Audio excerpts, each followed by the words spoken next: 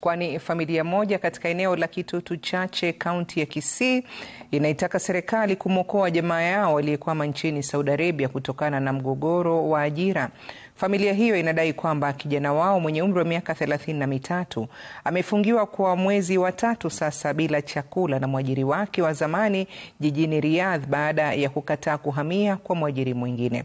Familia ya kijana huyo Justin Mugendi sasa inasema imetakiwa kulipa shilingi $800,000 ili jamaa yao aachiliwe huru.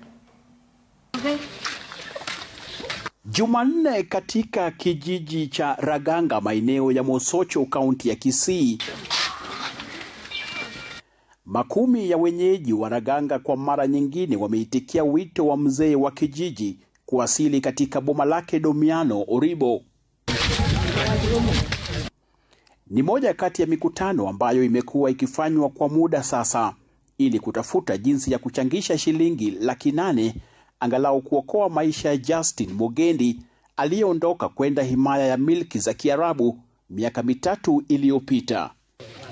Familia ya Mugendi ikisema mwana wao baada ya kufika Riyadh alikoenda kufanya kazi alifanikiwa kupata mwajiri mwingine, ndiposa mzozo na mwajiri wake wa kwanza ukachipuka.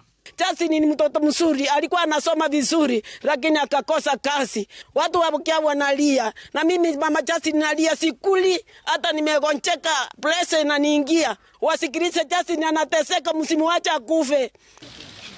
Kwa sasa kijana huyo anadaiwa kufungiwa katika chumba kimoja kwa zaidi ya miezi 3 sasa. Baada ya siku kadhaa huyu mjamaa alimfuata, akapata amepata kazi mahali pengine, akamfuata, akamshika, akamnyang'anya documents zake zote, alafu akamweka mahali kwa nyumba ambayo hakuna mtu.